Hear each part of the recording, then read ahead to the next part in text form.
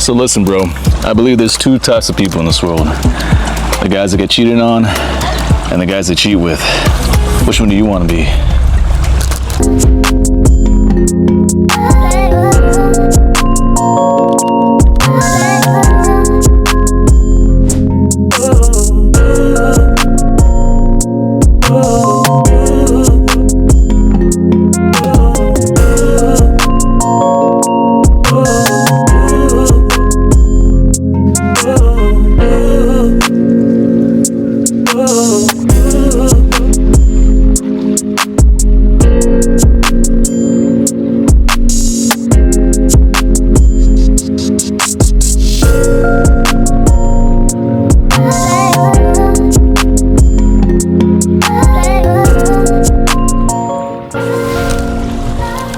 So, controversial topic, but disclaimer nonetheless. I'll probably say the disclaimer after I say this story. So, it's a little backstory. When I was talking about those one night stands from my previous video, I included this from his previous experience. It doesn't end well, for the most part. Image right there, that text message. I will not be saying her name, nor will I be including the phone number, because I deleted that along with her years ago. But what I did learn from that experience, from pretty much that hookup, is there are two types of people in this world. The guys that get cheated on and the guys they cheat with.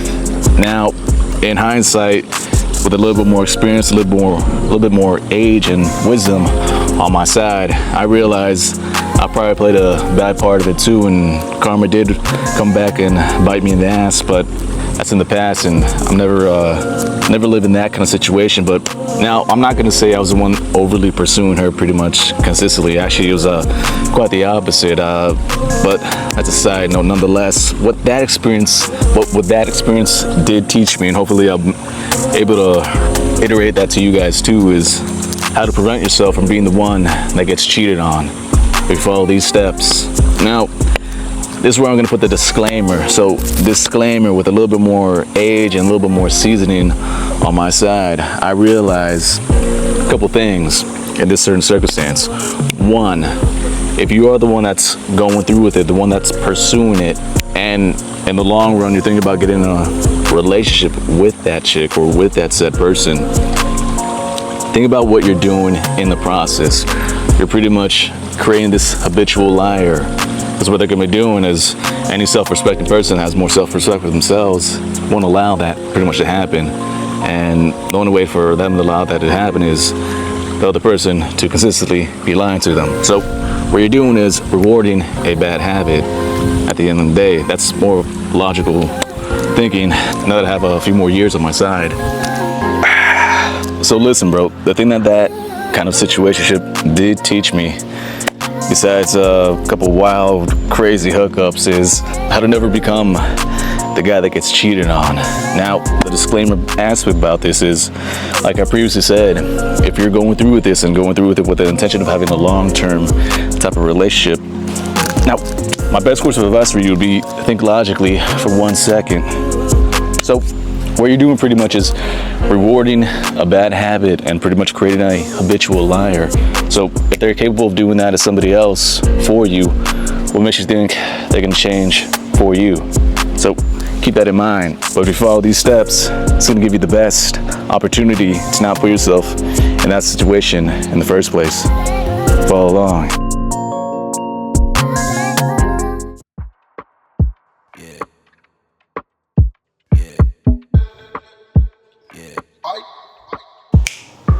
Step number 1, always be leading. So what does that mean entirely? Let me break it down to the most simplistic aspect, the thing that I talk about all the time. Pretty much from the start, when you're getting to know the person and figuring out this person, what you do is pretty much schedule a date. Now, what most guys get wrong time and time again is they usually wait for her to pretty much take the initiative and schedule the date, make the conversation, stuff of that nature, and that is the worst thing to do, especially when you're starting off. Now, how does that translate into long-term success? Let's break it down. So it's my philosophy that the man should always be leading in the relationship. And from my experience, women want that too. So the thing that I talk about time and time again, scheduling a time and a place. Now, what you don't want to be doing is relying solely on the woman to make every single decision, because in the long term, that's going to be creating a habitual habit of being submissive. And what you don't want to be is a submissive guy. Nobody wants that. Trust me. Women, they hate that too. They might not say it, but they do. One way you could be a leader in a small facet is, for example, what I do personally is scheduling out the time and the place for date, activity, stuff of that nature. Or for instance, if your girl's hungry, being super emotional, and doesn't know what she wants to eat, like it's happened to me, don't even ask, what do you want to eat? Simply say, what do you want from Chipotle? And 9 times out of 10, they'll get back to you with an order. Or if they don't like Chipotle, just say some restaurant that you know pretty much anybody likes. That's one small facet. But on the larger scale, how this translates to a long-term relationship. Now, you probably know the statistics. 50% of marriages end in divorce. And I've known countless guys that I know in my life personally that have gone through that situation time and time again. Now, from an outside perspective, when they're going through this type of situation, what they usually do is ask for people's advice, pretty much vent. Also, for the most part, what I see time and time again with these same individuals, these same guys, is they've lost that masculine edge, that natural leadership ability, and they pretty much get comfortable and rely on all the major decisions on their significant other in this particular example. And it's my personal belief that doing that essentially castrates the man in that relationship. So in order to avoid that situation, it's my personal opinion that you need to be the leader in whichever facet you're able to lead at. And if you're not ready to lead in the relationship, then that means you're probably not ready for a relationship too. That's why step number 1, always be leading. Step number 2, know when to be firm. So this perfectly translates from step number 1, always be leading. Now, if you're a naturally good leader, people are pretty much going to resonate with you, follow you, and that will apply in the workforce and your personal one too. Now, the thing that I've learned being a leader is that it does come with a double-edged sword, because when you're at the top, people are always going to want to be taking your place. Now, in order to combat that certain circumstance, you need to get comfortable by being firm, being the bad guy for a prolonged period of time, and living with the outcomes that do come with that. What this is pretty much teaching you is hardening yourself, hardening your emotional regulation and your emotional capacity at the same time too. Because when you become an effective and firm leader, over time, you won't get questioned with your decisions. But that only works if you've been proven right time and time again.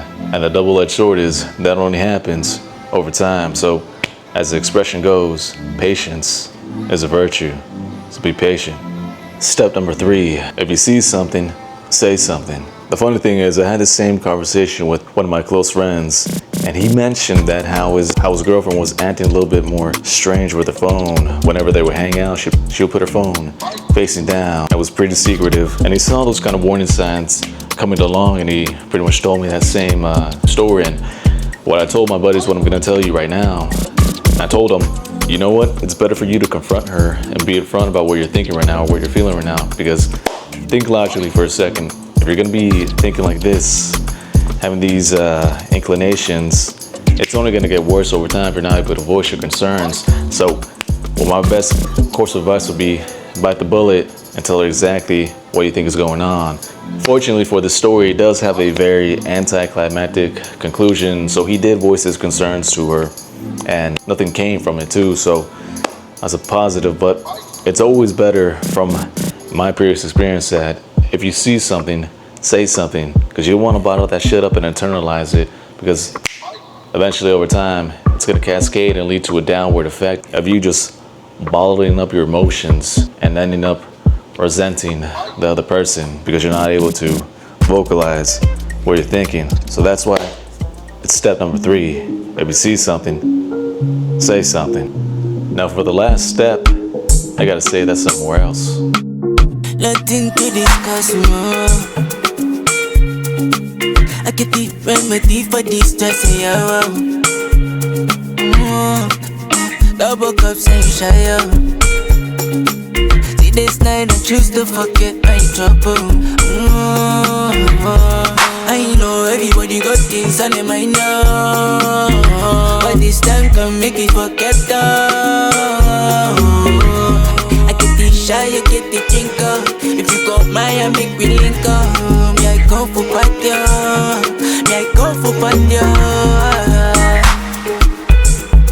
All night I dey sip, I dey smoke, I dey drink or something.